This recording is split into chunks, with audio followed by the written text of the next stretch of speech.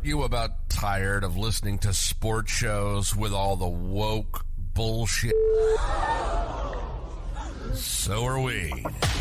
This is Patriot Sports Radio. Patriot Sports Radio. Fed up with the national talking heads and biases of mainstream sports media. If it's sports, from the high school level to the pros, we're talking about it. Like the red-blooded Americans we are. God bless America. God bless America. God bless America. Let's do this. And now, here's Eric, Angela, John, Chris, and the coach. Welcome back, my friends. If you're new, then welcome in Patriot Sports Radio. My name is Eric. I'm your host. Glad to have you with us. Thank you for all those reviews. There's a special place in heaven for people who review podcasts, you know. Chris is here doing the real work as always. Aren't you about tired firing of up. We're listening playing to the hit. sports shows with all the woke bull? You find a play that works, you run it till they show they can stop it. Chris is here. Buddy else is here. John is here, live from Denver, Colorado. Before he catches a plane to Wisconsin in a few days. Coach surviving the hottest Oklahoma has to offer. Angela's here as well. She could be anywhere in Wisconsin. She's like the state ambassador. Everybody's here. This is great. We're all here. The listeners are here. Football is here. See a little extra spring in my step today. All these things are present in our lives now. All is right again. With that, we'll make our NFL predictions, both bold, Super Bowl, and otherwise later in the show, but I don't see how you'd start a sports podcast on this, the third day of September in the year of our Lord 2023, with anything besides the Colorado Buffs football team. Do you believe now? Do you believe? Man, ESPN's loving this. ESPN is absolutely loving this. Bull junk is in my vocabulary now. I've seen that bull junk. Way better word. Week one was absolutely everything we hoped it could be and more. Absolute pandemonium. It started with everybody, including this podcast host, doubting the ragtag group of transfers that Coach Prime assembled through the portal. And it ended with Coach Prime at the podium yelling at reporters, asking them if they believed. I don't know if it's a reporter's job to believe or not believe, but some of these reporters are barely reporters anymore anyway. They just throw their opinions out there. 45 points, 510 passing yards, which I think is a new Colorado University record. And they took down TCU Horned Frogs, who, although depleted by the draft, were a playoff team last year. Championship team. Yeah. Or in the championship game. You want to talk about a rough 2 games back-to-back for the Horned Frogs. No shit. Yeah. You come off of that loss, and then you come out and get whooped on the biggest stage. Everybody was watching that game. It was I had to be reminded of that because that was wiped clear of my memory because it was the most forgettable national championship ever. I was like, was that in COVID? When was that? Oh, that was just last year. Wow. I'm bad at remembering national championship games, and I'm bad at remembering Super Bowls. I don't know if there's just a lot of other stuff going on or I'm not focused, but like right now I couldn't tell you too many facts about the Super Bowl other than the shit was field. Coach's son throws for 500, shocks the world. They said they didn't even have the guys up front to keep this kid upright. So I guess Dion has the right to dance around a little bit. That was a lot of fun. I had a lot of fun watching it. It was one of those games where you're like, what do people who don't love sports even do? Right. What are they doing right now? Then back-to-back, the Oklahoma State game comes on, and that was the most underwhelming game I've ever watched after that. So I just boom.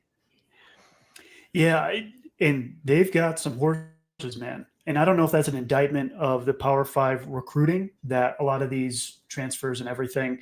You know, his son obviously is a little bit of a unique case, and I don't know where his offers came from, but I haven't seen a Heisman performance week one come out of nowhere the way this has. Obviously, he has to continue for 11 more games, but I mean, throwing for 500 against a solid team is pretty impressive, especially when you're a small college transfer. And then you had all summer to prepare. I don't even think that was the best performance on the team. Yeah, correct. You're talking about Travis Hunter. Both sides. Was the other guy that really on both sides of the ball. I mean, what he did seemed unheard of. And they interviewed Dion at half. He says they hit him on the long ball twice. It's all but over. I mean, it was a bold statement for week one. It was a bold statement by them.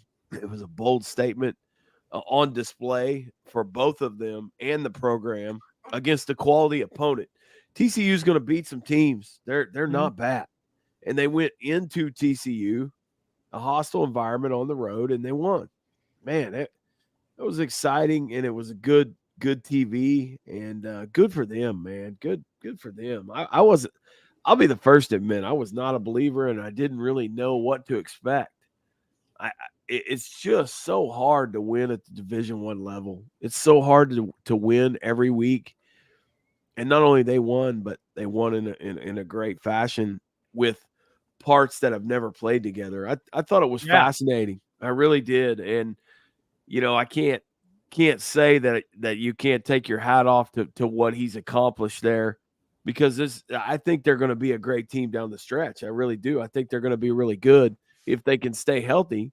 They have a unique opportunity, and I'm glad he's coming to a great conference next year. Yeah. People with the under 4.5 wins tickets are probably sweating right now. I don't think we've ever seen anything like Travis Hunter. 110 total snaps in 100-degree heat, 11 receptions for 119 yards, like 3 pass breakups, an interception, an incredible diving interception that saved a touchdown. Yeah. I mean, unbelievable. I think Dion's right. If he catches one of those deep balls, even one of them, I mean, he's the clear clubhouse leader for the Well, I did some thinking about this after the game. I mean, shame on me for not giving them more credit, because I thought when you played at a level that Deion Sanders has, when you've played at that level for so long, you know talent. You know talent, and what you're seeing in front of you. And he has said that all along. And, everybody is just, the cynics and the critics have kind of been like, yeah, well, I mean, we'll see. And by no means am I ready to crown him, but I can tell you that I think that maybe you need to recognize that the guy was a Hall of Famer for a reason. He wasn't just some rum-dum that had a cup of coffee in the league. The guy played at the highest level for a long time. Yeah. I mean, still, when I think of the number 21, I think of Deion Sanders. And credit to the university for giving him the freedom to basically do everything he wanted personnel-wise. I read roster-wise. I read an article yesterday that was pretty interesting, and it talked about how Colorado did not have the money to pay his contract when they offered it to him. I mean, they literally offered him based on borrowed money that they thought that he would bring. And when I look at that, I think, what a great arranged marriage between a university, a long sleeping giant, and then you have a Hall of Famer with all of this charisma and stuff that I mean, the athletic director that came up with this plan, that's the stroke of genius, because he literally wrote a check on belief. So just like he talks about how the university believed in him, they believed, it was kind of mutual. I mean, they both kind of needed each other. Yeah, and that's another thing that people don't talk about that really makes it interesting to me, is the fact that both of them literally shook each other's hand and arranged this deal going forward with nothing in their pockets. Yeah, it's two gamblers pulling up to the table. Absolutely. And one says, "Are you going to pay me?" And the other one says, "Are you going to bring in the cash?" Yes and yes. All right, let's go. Yeah, I mean, that to me, that's a fascinating side of the whole story that no one ever even discusses. When I read that article, because I always thought that too. I thought, how is Colorado making the offer to this guy with when they have zero athletic budget for the last few years? I mean, they've been a doormat of the Pac. Yeah, I mean, they've been a literally just being slapped around by all those teams out west for the last 2 or 3 years, and so they had nothing, zero. Yeah, and now how many 5-stars in high school are sitting in their living room like, I kind of want to go play for Deion? Like, if he walks into your living room, you're probably going. Yeah, those SEC schools that aren't LSU, Alabama, and Georgia, your job just got a lot harder. Yeah, no, you're exactly right. And not only that, but this is the thing that people forget, especially people back in the 80s. You know, Boulder is not a hard place to recruit to. It's naturally beautiful. I mean, it's a beautiful campus. It's a beautiful place because the state of Colorado is beautiful. Mm-hmm. It's like a painting. So when you have something like that naturally, I mean, it's a whole lot easier, I promise you, to recruit to Boulder, Colorado than it is to Stillwater, Oklahoma. It just, I mean, USC has done it for years. They've used nature's canvas to bring people in. I mean, that makes it marketable. And you know, now with something like him, you know, you've got a belief. My only thing is, and I think he's the kind of guy that recognizes this. My only thing is what happens at the end of the season when a Florida State comes calling, because his phone's going to ring off the hook next season or the next couple of seasons. And you know, I mean, that would be the only way I would see him moving is if he moved to Florida where he, you know, played. And I don't know. I just don't know. Hopefully it's an arranged marriage and they both agree that, you know, like he respects him enough to be there. I know when he went to Jackson State, he said 3 years. He told him that he would be there 3 years no matter what. And they both agreed. You know, give me 3 years. I will stay here 3 years. And they shook on that, and he honored that. And I think he's a guy like that. So if I was Colorado, I'd be having that talk with him right now. Hey, man, I need 5 years from you. Then if you decide to go, well, we both are better for it. I think they do have an advantage there, particularly against a Florida State or one of these other big programs. Is he can be the Bobby Bowden of Colorado, because nobody remembers who their coach was in the 90s. He was a good coach. There's actually a good Netflix documentary on how he recruited. And to your point, Coach, he was one of those guys you would just bring him out and take him on a hike. This is a beautiful land. He can come play.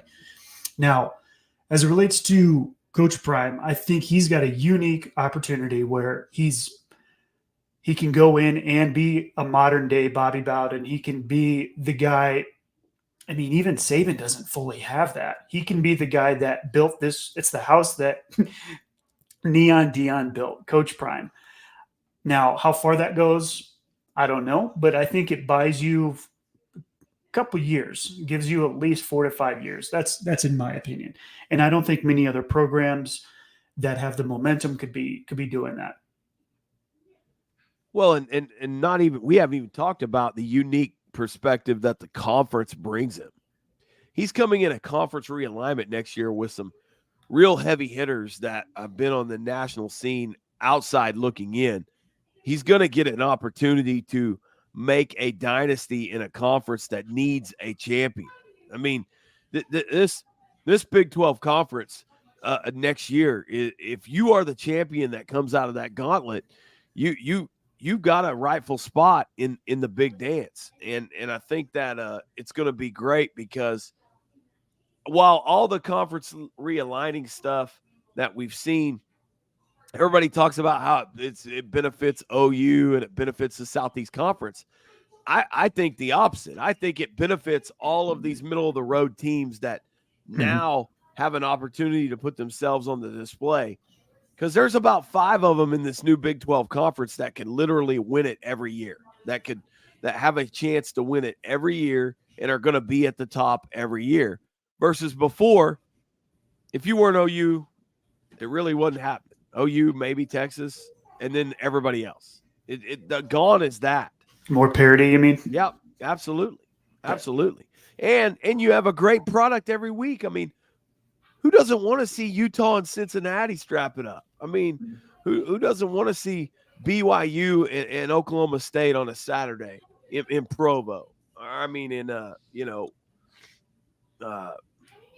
wherever, Utah and BYU, you're getting a rivalry game back. That hasn't happened every year. I mean, there's some great stuff. Yeah, that's OSU, Colorado. These are some great chances to become real rivalries. And I'm really excited about the conference realignment from the Big 12 standpoint, because it's something that I want to turn on the TV and watch. I got bored a little bit and tired. No one's flipping on watching Kansas and Kansas State, or no one's wanting to watch Texas and Oklahoma State besides the two people around here. But man, it's just some variety and something a little different. I'm excited. No Iowa State, West Virginia. Yeah, I mean that's a local draw. Yeah, I mean, that's it. Morgantown and Ames, I'm sure it's number one in the spot, but now you're going to have parodies like Gundy versus Sanders, like yes, Gundy and Dion. I mean, you won't see that. Well, and you have personalities. He brings a personality that and an ability to insert that personality into a conference level that I don't know would happen in the SEC. I mean, while he's a big personality, yes, so is Saban. But there's only so much that those guys can do without each other. Dion has a chance to become the face of the Big 12. And I think I think this is also going to happen too. I think they're going to rebrand that. They're going to call themselves something totally different. So this time next year, we're going to be talking about a conference that you guys haven't heard of because they've rebranded themselves with 16 teams. Jonah's excited for the Big 12. He says it's wide open. Absolutely. No, as somebody who's not a Big 12 guy growing up, I'm a Big 10 guy. Ohio State, Michigan State, Purdue, Wisconsin. That has a very particular brand of football. And it's going to get interesting as we pepper in UCLA, USC. Let's hope it makes it a little bit better. The Big 12 has a unique brand of football. I mean, those dudes sling it. There's quarterbacks in the Big 12. And that's an exciting thing, especially you start to throw in some new personalities, some running and gunning. SEC is great too, but you watch a different brand of football when you watch the Big 12. It's going to be exciting stuff. Exactly true. It's a different brand. It's almost going back to regional football where the Southeast Conference has a brand. You know that you're going to get a brand in the Big 10 and you're going to get a different brand. So at the end of the year, if you mesh true conference champions of all of these, not only in the playoff are you going to get some great parity, but you should get a combination of styles of football, which is what everyone wants to see. I want to see a Lincoln Riley offense go into, Madison, Wisconsin in 4-degree weather. I want to see, Matt Rule, see if he can make it work, or even an Auburn, at the end of the year, play a team that just slings it all over the field, something like that. I mean, it's going to be exciting.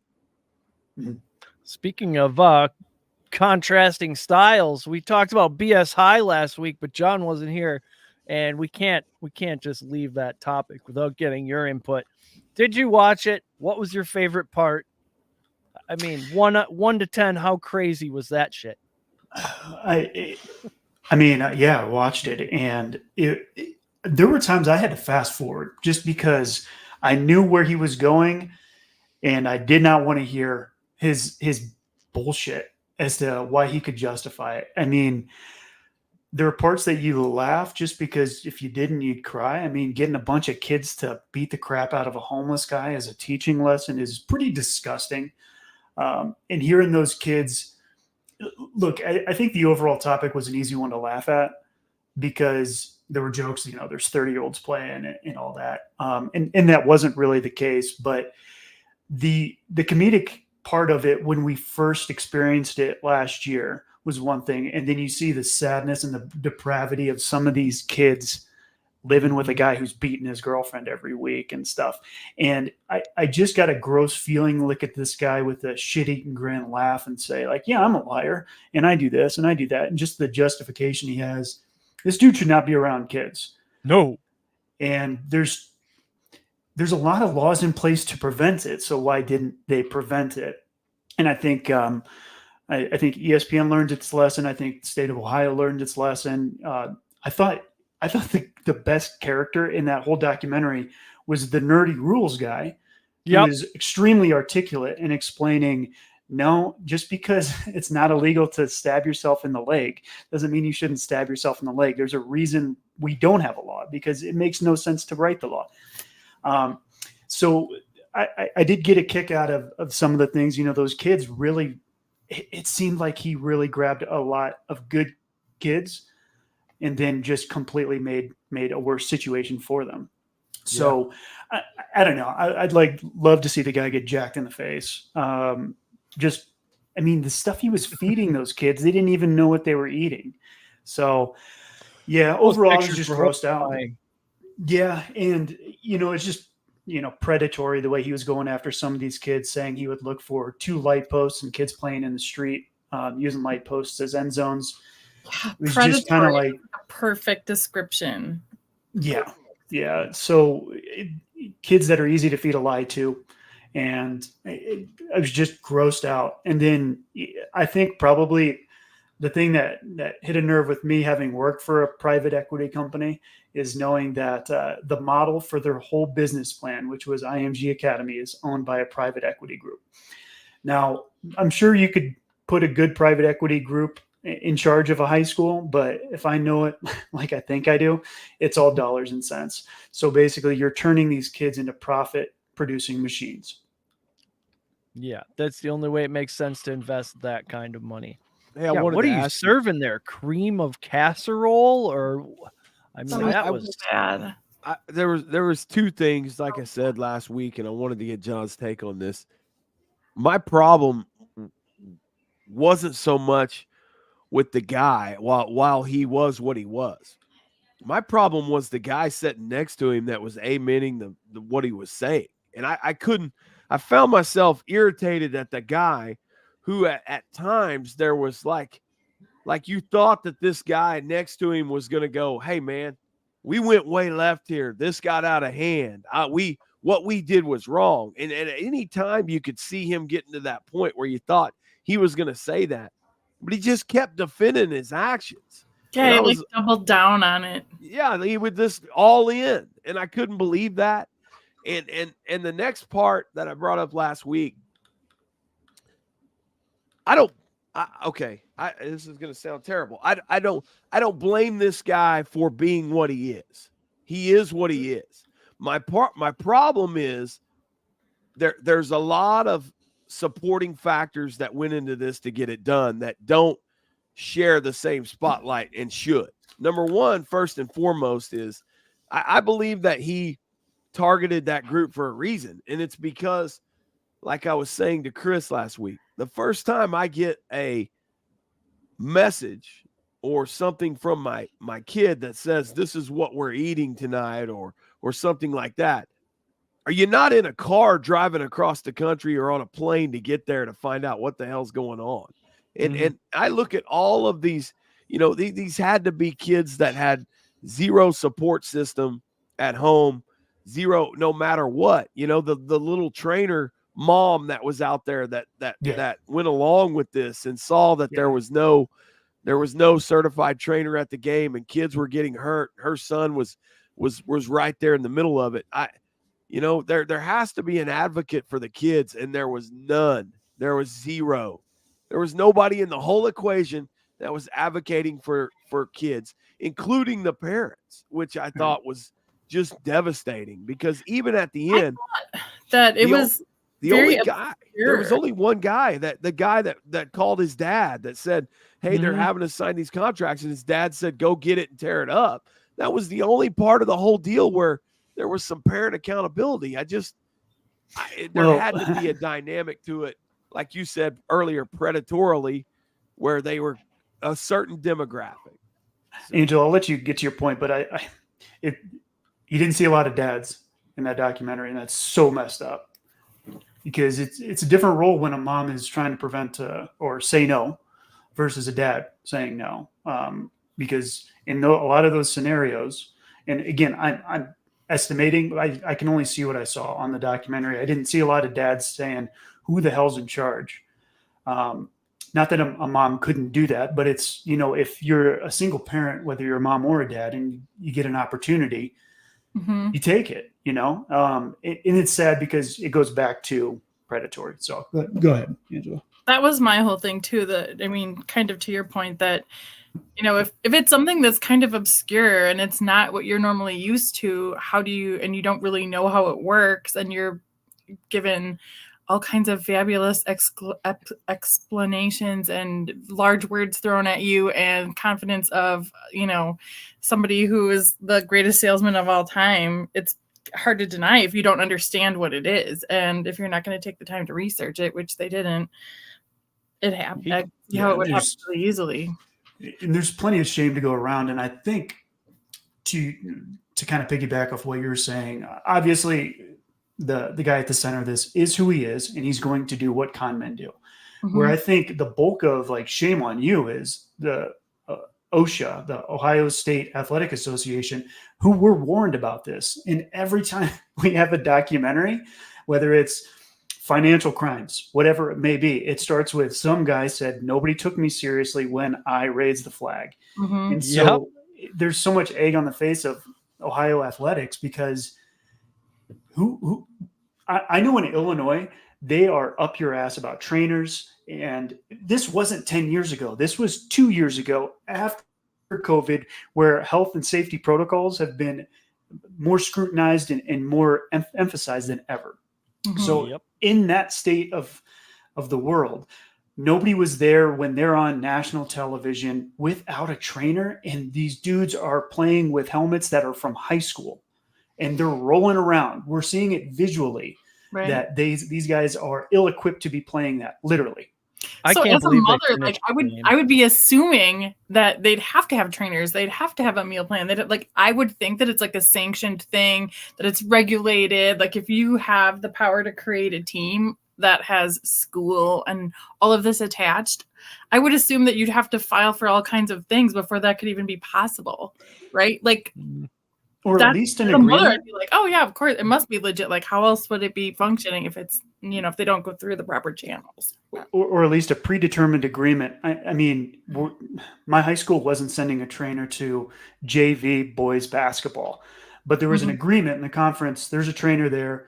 You're going to cover for my team. You know, it's just, I get that maybe some teams just can't afford to have a trainer at every game or whatever, but there's so many rules that there has to be somebody there to make sure, because nobody was. I was really shocked. He went back in. They said that. I mean, to me, ESPN holds some liability here because exactly what happened is they put their dog and pony national televised audience, and they didn't provide one. I mean, I would be saying, how does the stadium in Canton not provide one? How does I mean, there's so many layers of, I believe. And we even talked about this. If you're playing with the other team and you're the trainer on the other team, are you not out there? I mean, they're out there at every. Isn't that like a Hippocratic oath or something? It does not matter what color of jersey the kid's wearing. You're out there. And once you see that they're ill-equipped, or why are you not blowing the whistle? There's just layers upon layers of everybody believing that this is on the up and up. And to your point about the helmet, that's the part where I thought was the most glowing and egregious, was when she realized he's still using his helmet from high school. There better be a heck of an excuse on that. She knew it was outdated. I just, there's so many things. It just, I was really, really just taken back by all of the people who just said, oh, it is what it is. Yeah. Shitty. Just my final point, and I think the saddest part was, I think the biggest thing for those kids that negatively impacted them was they were humiliated on national television to the point that people are rescinding offers down the line upon knowledge that they were involved in it. Yeah. They talked about that one kid who went to he was getting recruited, HBCU. Who was the NFL coach that became a HBCU coach? Anyway, Hugh Jackson. Oh, Hugh Jackson. Yeah. You know, that's sad. I mean, so what if he was? And like going back to when I first started talking, I mean, we all laughed when we saw it, but as you get a little bit more of an understanding, you feel like people should be reaching out and be like, you needed a second chance. I'll give you a tryout. I'll do this. And then, to see that personal humiliation and humiliation to the point where they're getting offers rescinded. It just makes your stomach turn. That's the society we live in, and that's a great example of kids these days. They live in a world where everything is permanent. Well, it would have been a really great ending to watch ESPN swoop in and go, hey, you know what? We're going to take care of these kids because this is a bad deal. But nobody did. Not one. And honestly, they should have, because that was on them. Totally agree. Yeah, ESPN definitely has some blame there too. They could shell out a few bucks. Well, speaking of rampant injuries, it's that time of year again when the people of Spain go to be chased by furious bulls through the streets of Pamplona. It's a whole festival. They don't just run the streets all day. There's a carnival, fireworks, food, music. Then I assume once you get a good buzz going, it's time to tempt fate at the hooves of angry beasts. These people get wrecked by the bulls, and I, for one, love it. Anybody who keeps captive bulls for the purpose of taunting them or sticking darts in their hide deserves to be mauled. Just my opinion. They all wear white, I guess, so you can easily triage who's hemorrhaging blood and who isn't. I don't know. It's a thing we all want to do when we're 20, I think. Everybody at least once says, we should do that. We should totally do that. The Atlantic has an article about it that's chock full of great action shots of these people getting destroyed and getting what's coming to them. So check that out. Like, right. The only people that want to do do that are people that have never been around an animal like that. The same type of people that try to take pictures with bison. Right. If you've never been around one and you don't know the carnage that something like that can, that's the only people that want to get involved in that. It's right. So There are not many points of exit that are even possible in the course. Like, it's not possible to get out most of the time. The pictures I saw, the streets were jammed. Like, it was, nobody's running full speed. They're way too close together. No, thank you. No, thank you. Leave the bulls alone. Speaking of real life monsters, did you hear about the gator they caught in Mississippi? 14 feet, 3 inches long, weighing 800 pounds. It's the biggest gator they ever done caught in the state of Mississippi.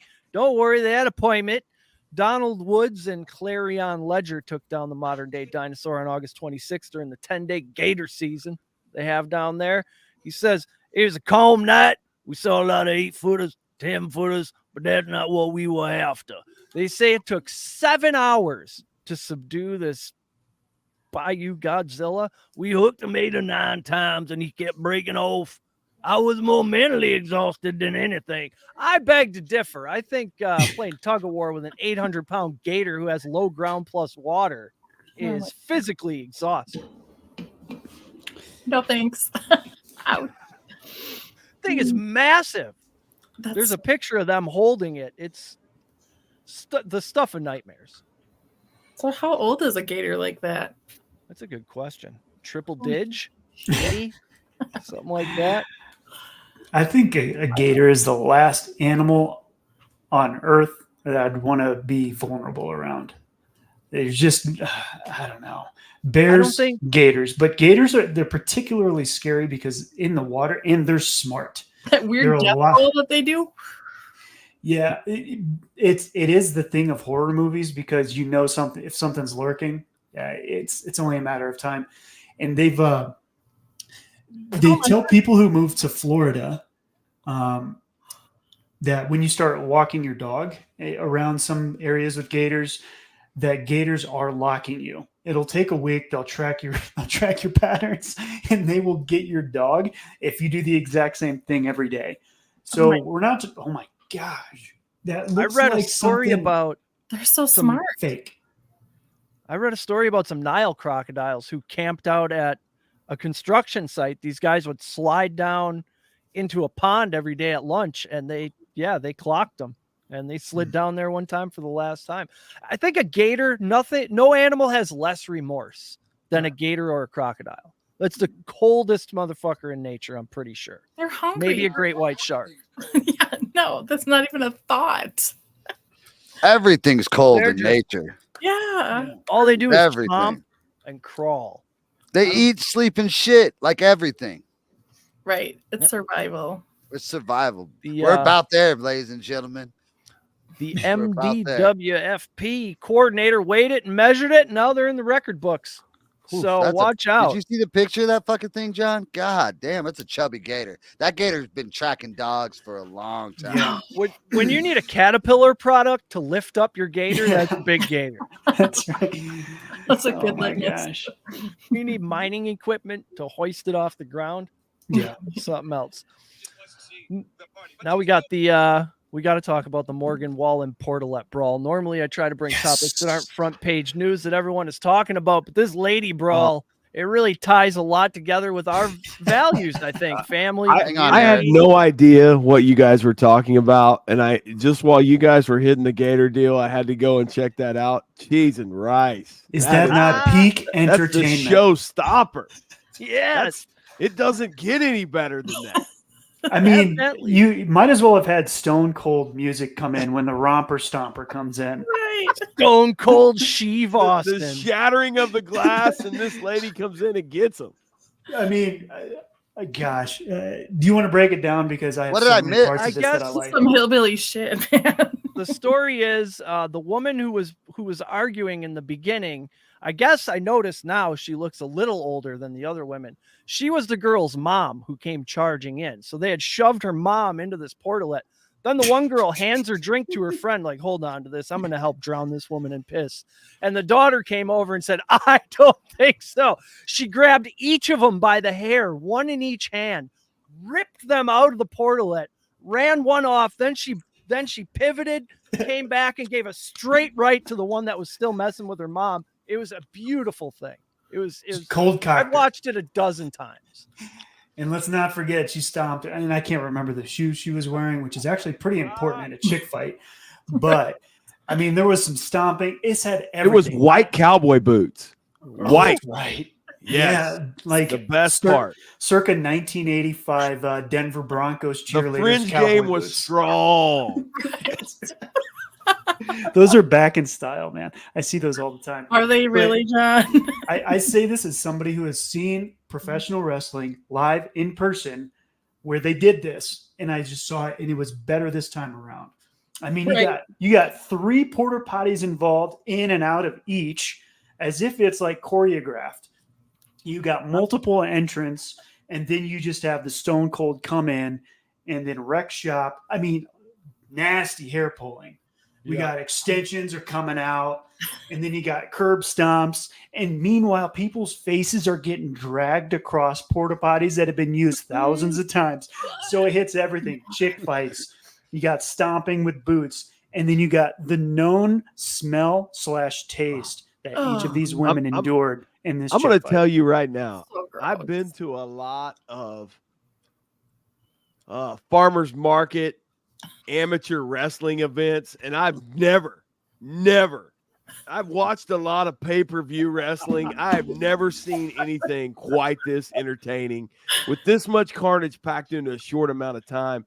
Eric hit the nail on the head. Whichever one of you guys said it. All it's missing is entrance music. And this lady gets it's good. It's good. Hell hath no fury. Oh, hey. And then there's an interview with her and she says, I've never been in a fight in my life. I just know that this is what I find that hard to believe.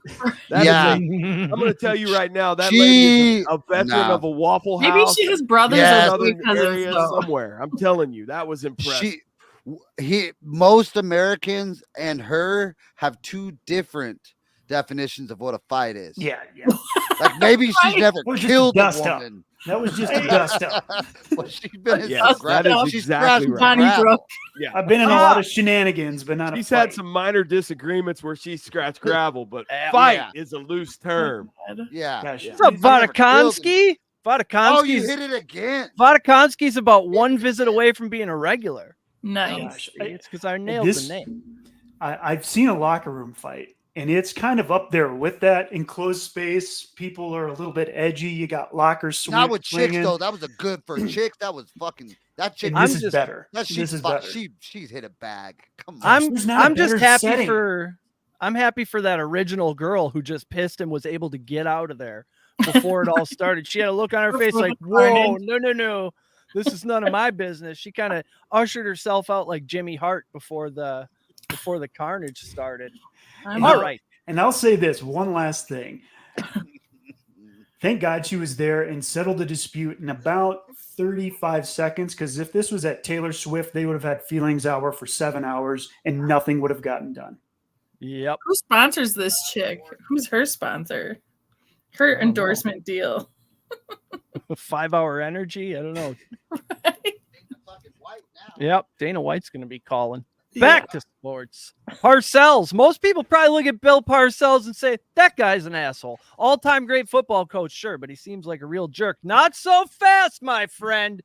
New York area sports writer Gary Myers was on WFAN last week talking about the big tuna. He said Coach had loaned $4 million to 20 players for him who came to him in a financial crisis and never asked for a dime back.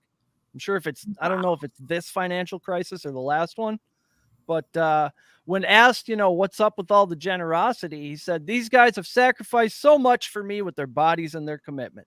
Look at that. What a guy. That's awesome. Yeah. Bill Parcells moving up my all-time ranks. I'm going to tell you right now, I think Parcells is on the Mount Rushmore coaches. And if you look at his tree, which is what we define great coaches as, there's none better than his. There's not one better than his. That dude is salt of the earth guy. He didn't always say the right thing, which is what made me really love him. He's one of the greats. He's one of the all-time greats. And you want to talk about one-liner quotes. There's none better than his. There's none. Because he says it just as it is. Yep. What did he say about players getting paid, or you are what your record says you are? That's a Bill Parcells original. You are what your record says you are. Yeah. Oh, there's a million of them. Put away the anointing oil. That was a classic. Oh, that's a Parcells? That was my favorite. Man, good. There's few people that literally look at Jerry Jones and go, I'm not dealing with your shit. And he did. Yeah. So cool. That's true. I got a Jerry Jones related bold prediction. Should we get into our NFL season predictions? Shit, we're 42 minutes in. Let's do it.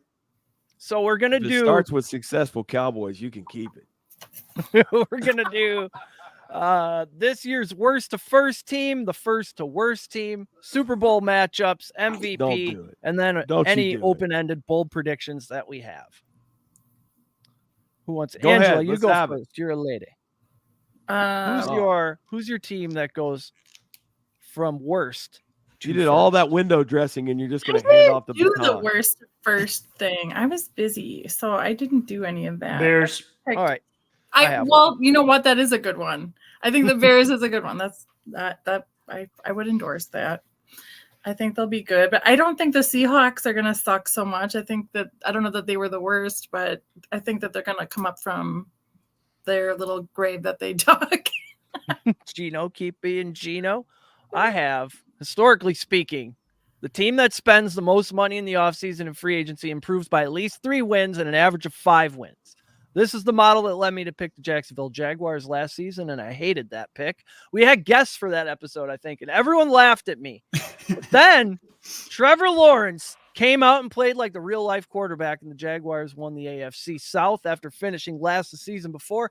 I hated that pick, and I certainly hate this pick. But the model is 1-0. It's literally never been wrong. So my selection is the Denver Broncos, brought to you by Walmart, who spent over $235 million this offseason to improve the team. Wait, Eric, are you saying that the Denver Broncos are going to win the greatest division of all time, the AFC West, coming off a 5-win season? Yes, that is what I'm saying. The Chiefs have played, the last 72 AFC championship games at home? Mm-hmm. How long can that go on? The Chargers always Charger, and the Raiders might be the worst team in the AFC. Ergo, therefore, ipso facto, Denver Broncos. Okay. I can't disagree with Don't that. everybody clap at once. I'm thinking. Eric, you ignorant slut. Listen, Peyton will make a difference, but that you're putting aside the powerhouses that are in that division, and the fact that you have to go on the road. You don't get to play every game in Denver, which hasn't been a fortress of solitude for them, anyways.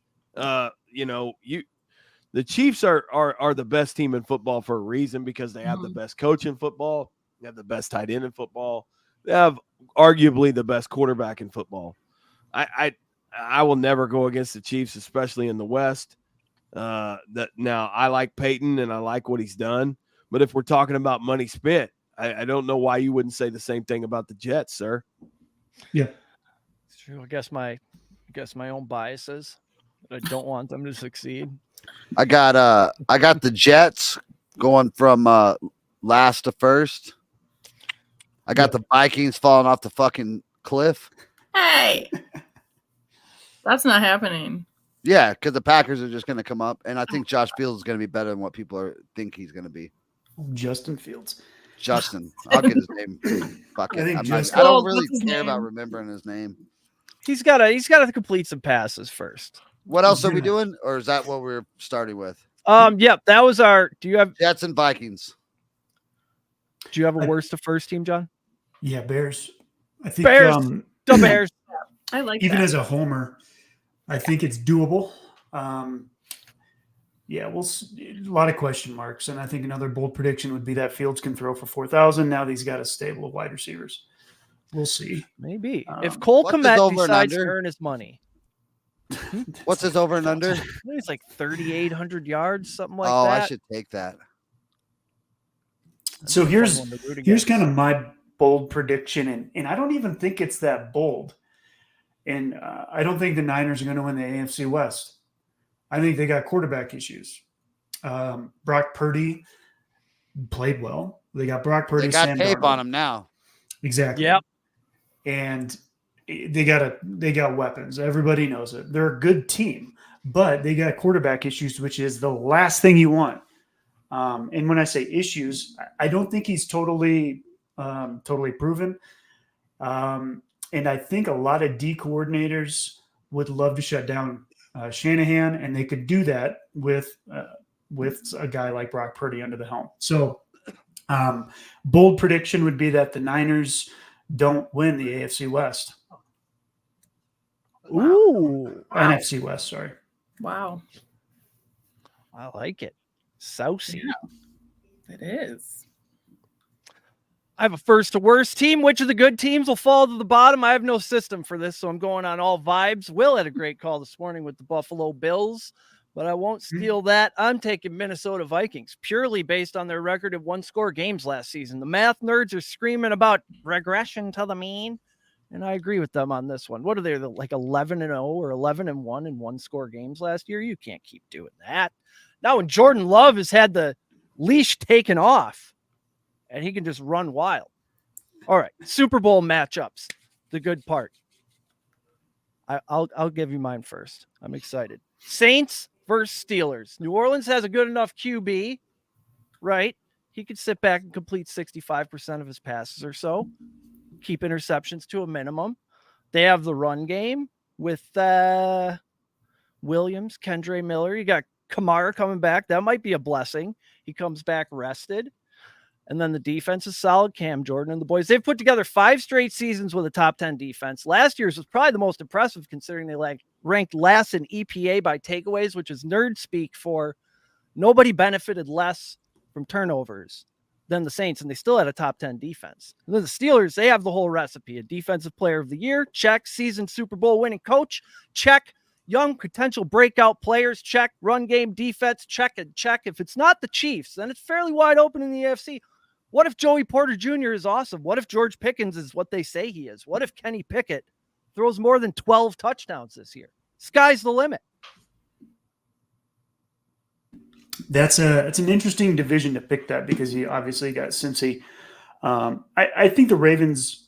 I think they could be better than the Ravens for sure. It'd be interesting to see what the Ravens look like this year. But okay, I don't hate it, but. Oh man, Cincy. We'll see. The North is going to be an absolute dogfight. Yeah.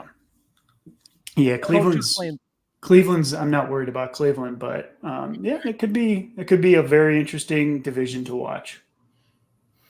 I think they'll all go 3-3 against each other. It's up. The AFC North is a bar fight. Yeah.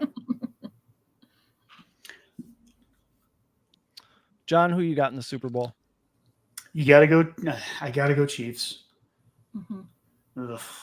And the NFC, gosh, it's. The Eagles just lost the Super Bowl, and that's the only reason I didn't pick them I again know. because they're so good. I know. And they just got better with the draft.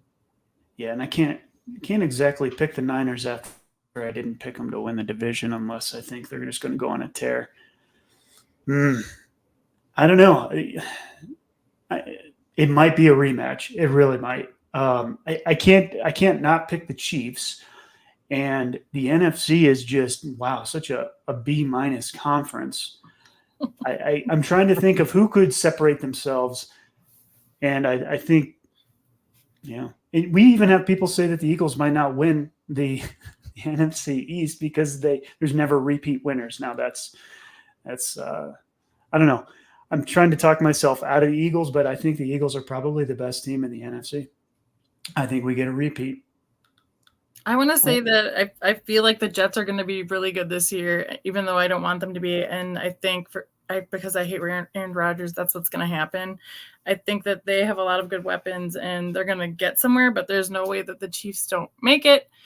And despite popular belief, I really, really feel like when push comes to shove and if everybody can stay healthy, it's going to end up being the Vikings or the Lions. Ooh. Just saying. Ooh. All right. Gosh. I got the media would be like if we had 2 weeks to talk about Dan Campbell coaching the Lions to the Super Bowl. They're not going to suck this year, you guys. I'm telling you. They're not going to suck. No. Whatever. It's going to be Packers, Jets. Oh my God. Jordan Love will defeat Aaron If that Rodgers. happens, there is an NFL script. Oh my God. That 1 would be second. cool. Jordan Love will win that game. It will be a probably 2-minute, 45-second drive. He'll milk it all the way in. He'll tilt one right to Aaron Jones right at the end. Aaron Rodgers will cry. Yep. That will happen. He'll come out and he'll say he loved working He'll cry with Jordan Love. $800 alligator tears or 800 pound. Jordan Love will go on to be the Super Bowl MVP. He is a league MVP, bowl prediction, and Super Bowl prediction. He is a first ballot Hall of Famer. Going to throw for about 8,000 this year. Christian Watson. That was a really 8,000. It's just so much. Probably. It's just so much. That's going to be it. We will sit around the Christmas tree for years to come talking about the year that Eric drafted Jordan Love in the 16th round and won the whole fucking thing. Yep. But show me the power rankings after our draft, and I'm 10th in the power ranks. I'm like, well, that's because the site doesn't respect Jordan Love. They don't understand what I have here, but they will. Your golden nugget, your little unicorn. Yep. Did we do Coach? Did you give us your Super Bowl? Obviously, and Mahomes is the MVP. Obviously, and I think when you're looking at the NFC, it really comes down to Philadelphia and the Saints.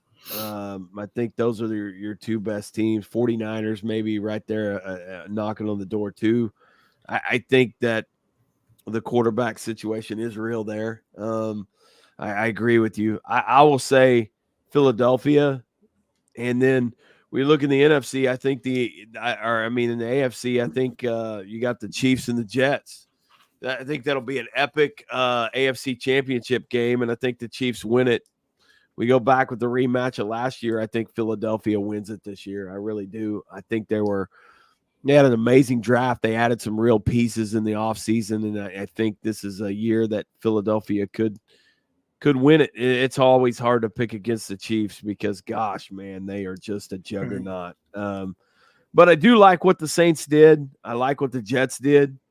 I'm going to be a little bit, take my personal bias out of it. I do think the Jets have added some really good pieces. Defense travels in the playoffs. They have that. They do have that, and I would not be surprised to see a Philadelphia and Jets Super Bowl all green. Yeah, but I like Philadelphia to finally go ahead and win it. I think Hurts is good enough to get them over the hump there, and they almost did last year. They're really good. They are really good. And the people that say they're not going to win the East, obviously, are probably wearing cowboy boxer shorts.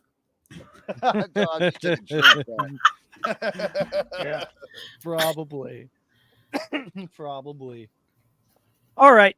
Most valuable player. Jordan Love. That's easy. The Mahomes. writing's on the wall. There's Chris's pick, Jordan Love. Yep. Angela's got Patrick Mahomes. What do you got, John? Come back to me because I'm thinking about contracts. Okay. I'll go with Hurts. Jalen Hurts. That's a good pick. I It's a have. great pick. You guys are all pussies. That's why I made it. I really think Joe Burrow might. I think That's not a bad pick either. I think he has the ability. They'll probably get his contract buttoned up here pretty soon, but I think that guy's got all the makings of the MVP caliber, obviously, and he's got something to prove. I mean, he went to the Super Bowl, he lost it, they didn't get back. I think he's hungry, and I think they got a shit ton of talent at the wide receiver, and they're young. So I think he comes out and I think he spins it this year. Everybody who talks about him talks about how he's ultra competitive. Even if you look back to college, I mean, this guy is tough as nails and he wants to win and he loves to excel when his team needs him the most. So I'm going to go Joe Burrow. John, what do you think about their defense? That's the only question I have about that. Well, he's always going to have to overcome, and that's been his DNA. So I don't think too. I mean that we talked about it when we talked AFC North. This division is always won by a tough as nails quarterback. So they're going to beat each other up for sure. There's going to be some dogfights. If you score 50, who gives a fuck? I don't have a strong opinion of their defense because that's one of those. It doesn't. Of course, it matters, but every game is going to be a dogfight, and I think how their offensive and defensive standings rank doesn't matter in those divisional games. Now, against other teams, they'll be giving up some points, but I don't know. They've done it before. They did it with a shitty offensive line behind Joe Burrow getting sacked more than anybody else in the league, and that's pretty impressive. Very true. I really like, Eric, what you had to say about the Steelers, too. I think they make a step forward this year also. I like the way that they've gone about their business in the offseason in a Steelers fashion where there's no huge splashes. But that you're right, that division, it seems like as you look through the divisions here, they're all going to be a real alley fight. I mean, they're going to be really good every week. I think the only one I'm not interested in watching too much for that reason, or for the dogfight, is NFC South. I think that one's a bit of a dud, but across the board, you're looking, and maybe some NFC West, but the AFC West is going to be, every division in the AFC is other than the West, is a coin flip, and even so, the NFC West still has some good quarterbacks. Quarterbacks who have won or been to Super Bowls. Let me just spice that little South race up for you and tell you a guy named Baker Mayfield will be starting. So there you go. That's all you need to hear. Yeah. Now you're in. Yeah. They're going to be 500. They're going to beat some teams that they shouldn't. Dude, people are writing off Godwin and Evans like Baker doesn't chuck the football. He throws it around, and not only that, he's mobile. The kid can move. Care. He does not care. He'll throw 6 interceptions. He'll throw 6 touchdowns. You don't know which one you're going to get. No, he was up near the top in deep ball completion percentage and air yards and yards per attempt. He fires it down the field. Well, that's all Mike Evans does is catch balls. Mike Evans is so good, as Ryan Kramer says, he got Johnny Manziel drafted number 1. Let's not forget the tryout game on Monday night where we all sat around and discussed last year when he had a Rams uniform on that he pretty much won the game for him. The kid can still play. Again, I'm not getting sucked into that again, but I'm telling you, he's good enough to get him 500. Came off the couch and won him that game. All right, I got your MVP. Trevor Lawrence. He's got an excellent supporting cast, now a great coach. After what we saw last year, an MVP run could be the next step in his development and becoming the guy they all said he would be. And let's not forget, it's those same writers who told us Trevor Lawrence is the best prospect since Andrew Luck who are voting on the MVP award. So we're talking about the writers confirming their own prediction with their vote. If it's close between, say, Lawrence and Herbert or Lawrence and Hurts, I think the tie goes to Trevor. Yeah, I agree with you. And here's why I say that I agree with you, because of the league that he's in. The AFC West is literally going to be a battle every week. I think that the Texans and Colts are doormats.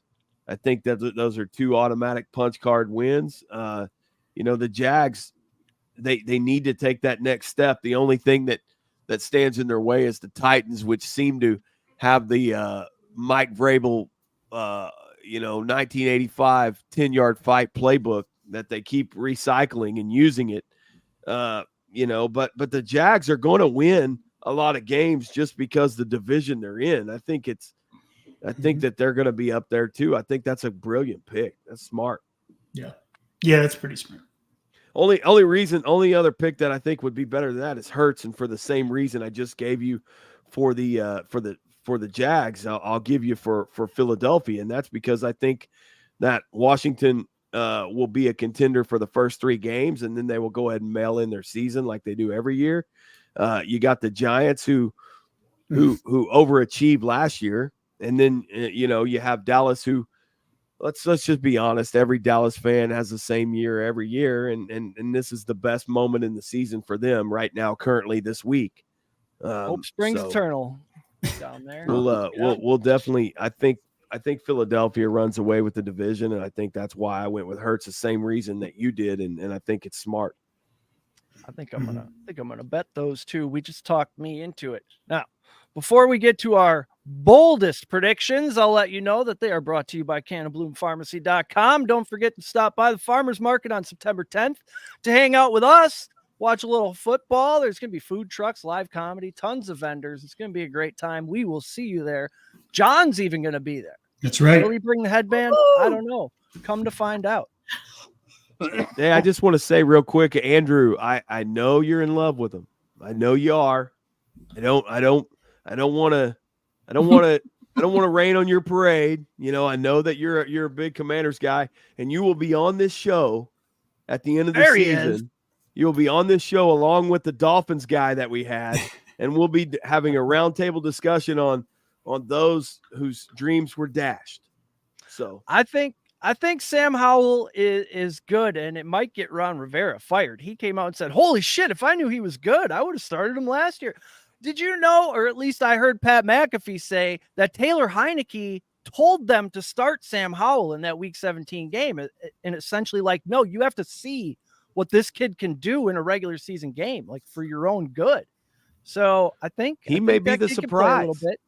He may be the missing ingredient for him. The East has an opportunity for them to make some noise. It really does.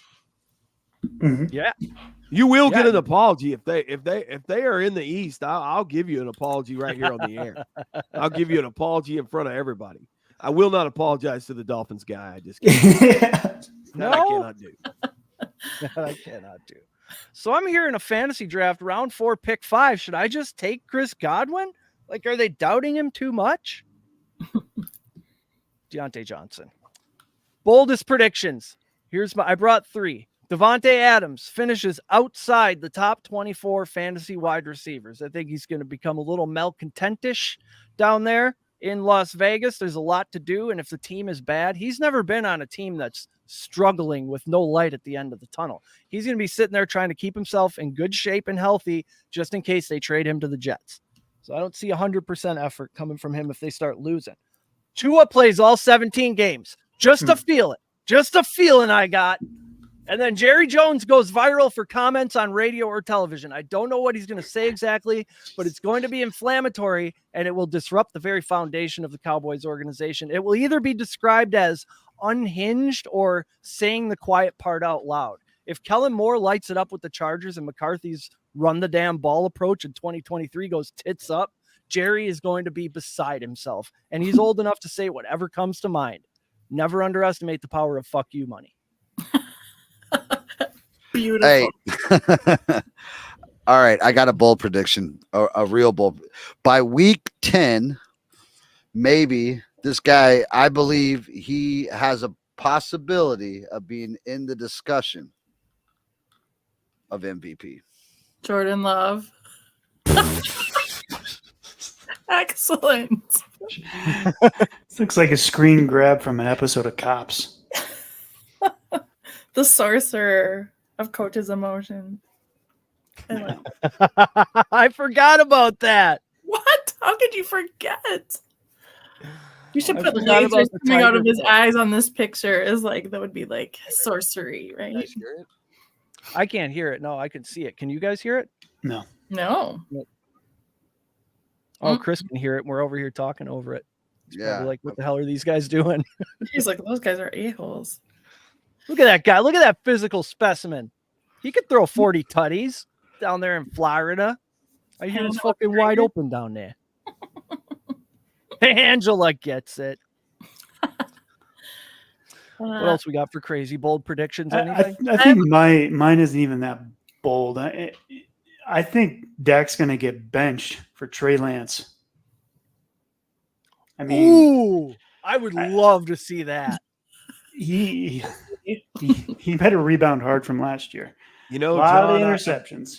I'm glad you brought that up, and I was kind of saving that for next week because I was going to ask the over and under on how long till we have a quarterback controversy in Dallas. I was going to set the over and under at week 5, but I do think that's headed that way at a rapid pace. I don't know if you guys have seen the interviews with Dak about the Lance acquisition. It wasn't pleasant, and it wasn't a good look. Jerry Jones saying they asked him, I believe, if he had even talked to Dak before he did that. And he said the thought hadn't crossed his mind.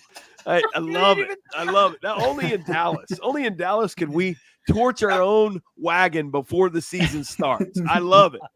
I love it. I'm going to sow the seeds of discontentment early. Yep. Yeah, just want to go ahead and set fire to our own canoe as we take off on a voyage across the ocean. Out there pouring salt on everybody's McGriddle. I don't give a fuck. Yeah. Yeah. Anyhow, I haven't seen think the video. You're 100% right. I think by the end of the season. All right, I got it. All the ingredients of just a botch. You got McCarthy. You got Trey Lance. God. You got, oh, Lord. I mean, all of those things. It's a tornado shit show, right? Yep. It's the Dallas Cowboys every year at this time. And and the crazy thing is you got fans who are just beating the drum about how great it is. I love it. I love it. It is it would not be the NFL season if we just didn't get to in week 4 or 5 set fire to the Dallas Cowboys' dreams.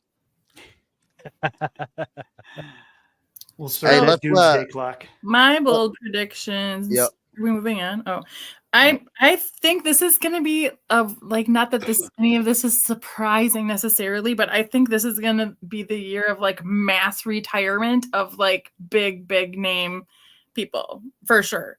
So like maybe not so obvious would be like Pete Carroll or like Stafford, but like I think that Belichick is going to retire. I think Andy Reid will win his final Super Bowl and he'll decide to retire and probably do broadcasting or something. I think that like OBJ and Zeke and Adam Thielen, like all these like people are just going to be done and it's going to be super weird moving forward. And I think that Aaron Rodgers might actually retire too, because I don't think he's going to win a Super Bowl and he's going to be a bitch about it. I also think there's going to be a scandal in Denver of some kind. I don't know what, but I think that with Sean Payton, they're trying to clean things up. And with Russ, Russ might get audited. Right. We didn't even touch on his comments to the Jets, which I thought were really funny. I think that especially at this stage of the game. I mean, that reeked of what are you new? You're going to rip on the guy that you took over from. First of all, being an NFL head coach is hard, and also you're playing them, and they've already got a red ass on their team that's going to love to chirp at you. He's going to throw a touchdown. He's going to look right at Sean Payton. It just puts a target on your back when, guess what? You got your ass kicked all last year, and you didn't get that much better. So Yeah, did they really need to hand the Jets bulletin board material? Really? I mean, was that needed? I love it, but was it needed? I mean, yeah, Sean Payton comes off as kind of an asshole. I'll be honest. Yeah, he cuts a big wake. He definitely cuts a big wake. I'll tell you what, Angela, I like what you're saying there. I think you're right on the money. I think we are going to see a lot of retirement. And to what you said there, I have two on that list too, by the way, Eric, which is like the opposite of what you said. There's your I think bold he gets take. concussed. I like that. Even though I picked him. And then we will have Mr. Dolphins guy on here, and we will give him a crying towel to sob his tears with as he realizes and comes to terms that they botched on that. The show is in Tampa, in Florida. That's where the show is. The show, the road runs through Tampa. Hey, just for old time's sake, guys. I've buckled into the Baker train. I don't want to. All roads lead back to Baker Mayfield on this show, but let me just tell you. Did you see that throw he made between two defenders? Hey, I hate the Bills. I hated the guy at the end of last season. I hated his guts, and he's brought me back. He's like an old girlfriend. I'm like, yep. How did you do this? You're a sorcerer of my emotions, Baker Mayfield. Yep. You're just sitting in your car in his driveway in the morning like, how did we get here again? Son of a bitch. It's wizardry. It really is. I'm like the battered wife that keeps going back. All of a sudden, we're going to McDonald's with the stepkids, and I'm like, what happened? I told myself this would never happen again. This is Patriot Sports Radio. Sure is. Andrews. That was a good job. Is there any one dude that you would rather see in a booth than Andy Reid? Is there God, I would love you that. would like to listen to? God, Yeah. that's amazing. Every time Andy Reid says, we're going to get to the bottom of this, I laugh like it's the first time I've ever heard it in my life. I will say it'd be like the euchre of football, right? The quarter that I had to endure Jim Irsay was actually pretty entertaining. If we could get more dumbass owners in the box saying exactly what's on their mind, give them a couple cocktails. Next thing you know, they're up there saying, cut his ass. Yeah. Bold take, Sam Howell finished as top 12 QB in fantasy. Lisa Ann told him it won't happen. We may have run into Lisa Ann at the Fantasy Expo. I got Marvin Mims on a few of my rosters. I bought it. He was good at OU. Marvin Mims, college dominator early on. That's what you look for. He loves Puka Nacua too. I'm going to see if I can grab Puka Nacua later in this draft. I didn't take Mims, Godwin. Coach, I took Deontay He's Johnson. on every free agent list out there. Mims? Yeah, he'll be available. Oh, I was talking about Nacua. Oh, but what about, do you like Mims as a receiver? Yeah, no, Mims is good. He's good. I mean, people thought that Sterling Shepard was good too. Yeah. I mean, who was N'Keal Harry? He was the biggest can't miss wide receiver prospect since Julio Jones, and N'Keal Harry sucks. So you never really, really know. But Marvin Mims has all the earmarks. He set records in Texas in high school. He lit up the Big 12. Now he's in thin air with a quarterback who loves to chuck the football. And everybody in front of him keeps popping hamstrings. So he's going to get the opportunity. Puka Nacua, all I know about him is he has an awesome name. I really hate hamstring injuries. They just all year, worst, just man. like dreading it. They're the worst. Kendre Miller, the rookie in New Orleans, I've been drafting him all over the place, and he's got a hamstring. Fucking hamstrings. If there was one injury I wish I could turn off, like Madden, it's the hamstring. Not even concussions. Hamstrings. Well, concussions, you know what you're getting. You know that for about 2 weeks you've got to go a different route. But with hamstrings, it's game time decision. It's kind of like the old groin and turf toe. Those are all three kiss of death. If you got the turf toe, every week. You're fucking linger. Every week you're like trying to scrape off the waiver wire, trying to find a spot to fill because it's turf toe or a hammy. Sucks. It does suck. God, we bitch like we own them, don't we? Yep. We don't own the teams. We just Like we have $1 billion in it. we have emotional investments. That's I more can than tell money. you. We all it know we're seems going like it back to to the me. Expo next year, and we don't want to. And now we're in a bunch of leagues with a bunch of dudes. Fuck. Yep. Yeah, I mean, I was always a 2-3 leagues guy. Now I think I'm in like 5.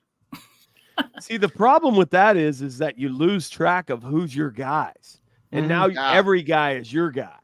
Yeah. Right. So you can't. I mean, I forget what league I have who in. Yep. Kind You of get a to the point zero-sum where- game at a certain point. Yep. Yeah, every play that three's the happens limit, affects you guys. negatively and positively. If you go over 3, you're pissing in the ocean. All These right. guys fucking playing hundreds. Wild. No way. Well, fuck, hour 15. That was a good one. You can tell football is back. Yeah. Coach is back.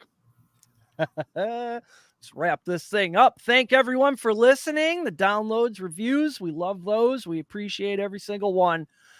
This was a lot of fun. Head over to patriotsportsnow.com for all of our latest goings on. Type Patriot Sports into whatever search engine you're using. You'll find us. Till next time, be good to each other. Come see us at the farmers market. Chris, kick the outro music.